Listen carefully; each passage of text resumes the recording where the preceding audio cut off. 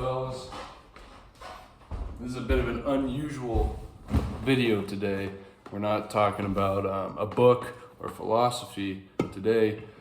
This is a viewer request video that somebody named Matt Recker requested. And there have been some other gentlemen in the comments asking me what watches I'm wearing. Wanted to see my collection. So this is what that video is about. So if you're not interested in that, go ahead and click away. That's fine. This video is for Matt Recker. Okay, so Matthew. Matt, can I call you Matt? So I'll go ahead and take this off and show you my watch tan. You know that you wear a watch a lot when you're you have this level of watch tan. And I do, and I get a lot of sunlight. But yeah, grab yourself a drink. Cheers. I think that it's a sign of personality for a man and for a woman too. But men have a particular fixation on objects, and whether it be watches, cars, trains, planes, automobiles, all that stuff.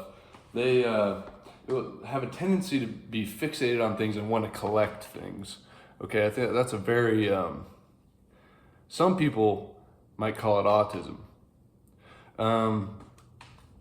For those of you who are unable to recognize sarcasm, that was a joke. So let's get started though, all right? And I'll just go in order of no order at all. But let me just show you. This is the lineup. Okay, can you see that? We'll go ahead and start with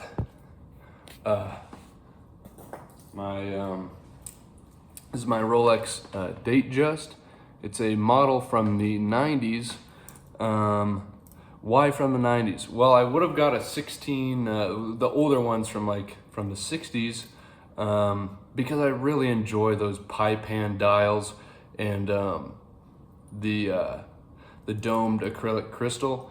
However, when I bought this watch, I bought this in commemoration of moving out and buying this place here. So this is actually quite a recent purchase of mine, because I bought this house last year. But it was a sort of treating myself to a responsibility and going out on my own, and the next step in my life. And this Rolex sort of is I think Rolex is meant to be a watch that you buy after some achievement. And so was it the most responsible choice in purchases? Probably not. But the reason that I got the 90s model is because it has a sapphire crystal. And I plan on having this watch for a long time, and I plan on wearing it. All of my watches I wear, and I put them through quite a bit of torture because I'm an active person. I spend a lot of time doing activities. All right. So that's the first one. And it's a great watch, keeps great time. The movement on it, I believe, is a similar movement, or the same movement that is in most of the Submariners.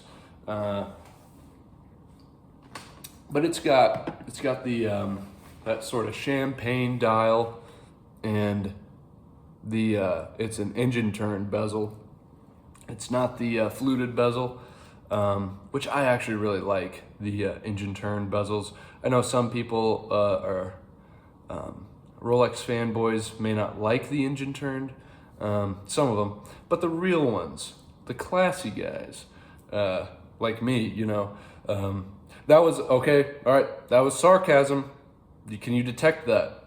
Can anybody detect that sarcasm right there? But classy guys like me, they know what's up. They like the engine turned. Okay, so that's the Rolex. And we'll just keep going with the more expensive ones. This is my next watch is a Omega Planet Ocean. It's a 42 millimeter.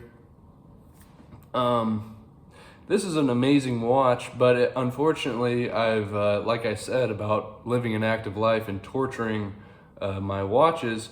This watch needs a service pretty bad because I think I may have damaged the mainspring or the something with it, because it'll start and it'll run for a bit, but then it will just randomly stop. So, but amazing watch. I love this watch. A lot of the reason why I buy watches is because there's some sort of significant tie to a movie that I like, and this was in Casino Royale, one of my favorite movies, James Bond. Although he had the 45 millimeter, like full size, and he had the white Arabic numerals. I had the orange. That's an amazing watch. I will get it serviced at some point down the road. So now to the big one, the one that I actually wear all the time, all day, every day. That would be the Seiko 6105. You may have seen this. Probably realistically, you know about this watch because of Apocalypse Now. But this was a commonly purchased watch at PX's in the Vietnam War because it was a lot cheaper than a lot of Rolexes, and which is amazing to think that people would buy a Rolex Submariner or a GMT Master while they're going to war, you know. But that's because they were functional tools back then. Now they're more of a piece of jewelry. But yeah, these were much cheaper. And this design was what kicked off a lot of Seiko's later dive watches. And it's an impressive design. It's always really captivated me for whatever reason. I just saw the asymmetrical design of it. I have two of them. And they're both originals. This one, I don't know if you can see, this one, the crystal is completely dinged up and very scratched, which I actually like. It's had a full life. This one has a much clearer crystal. It's been replaced at a certain point. This is a very clean variant. But I don't wear this one because I would rather wear this one. So I'm not one to buy watches as like an investment piece, but this might be the closest to a watch that I own that I don't wear because I know that it is going to be expensive one day. I'm not really into watches for that. I just happen to have two of them, and this is the nicer model, so I don't wear it as much, but sometimes I will wear it. But these are rare, semi-rare watches, and they are quite pricey, unfortunately. Although, to be fair, I've bought the reissue models of these watches because I've always loved this design, and but none of them are quite the same as the original. The original is the proportions, the layout, everything is just perfect. It's how it should be. But the reissues are overpriced, for one. You're paying probably $800 to $1,000 for a Seiko, which you are with these too, but this is an actual piece of history versus the reissue, which I've had bad experiences with quality control wise. The quality control is not there for Seiko, at least in my experience with these Seiko releases as of late. They've been very bad. So I said, you know what, I'm done with trying to capture the feeling of this watch. Why pretend when I could have the real thing? And so I bought the real thing. And this watch actually runs extraordinarily well for this. This watch is probably older than my parents, and it still runs amazing. I have no idea what the service history is of it, but I think that old Seiko, the quality control was probably a bit better back in the day. So that's one of my favorites. But, and then this is the last one. It's just a G-Shock. All right, the Solar Square model. I'm not really into G-Shocks, but the only one that I do like aesthetically would be the Square.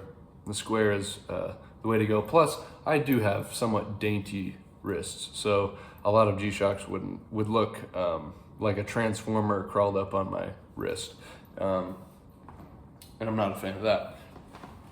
This is about the biggest watch that I would wear. You know, this, I can't think of the dimensions of it, which Seiko's, you can read the spec sheet and see a big number, but it actually wears quite a bit better than the number might suggest. But there are some sort of connections with all these watches. Apocalypse Now, the history of the Vietnam War, which I'm into a little bit. You know, I'm not like a history nerd about the Vietnam War, but aesthetically and culturally, it's a very interesting time in American history. And this really kind of prevails in a lot of avenues in my life. For instance, I am in the United States of America, in the Midwest, and I do concealed carry. All right? So anybody who wants to morally shame me in the comments, it is perfectly legal, and it is my Captain American civil rights.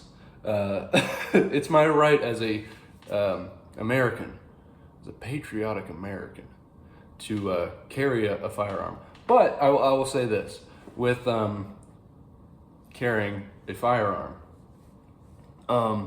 if you are going to conceal carry, you need to be responsible and you need to train with your firearm. I have the privilege of having a place where I can do that regularly for free, besides ammo and that sort of thing. But I would highly recommend training as much as you can. And I don't mean just going out there to the range and boom, boom, boom. I mean, you gotta walk around. You gotta start training, doing different drills, you know, and it's fun, dude. It's so much fun. It's one of my hobbies. Me and my brother is a, well, I don't know if I can tell you about that, but me and my brother have always shot. And this just always been a hobby of ours for years.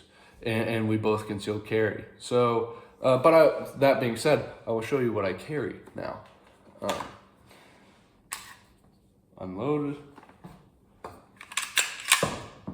Clear. All right.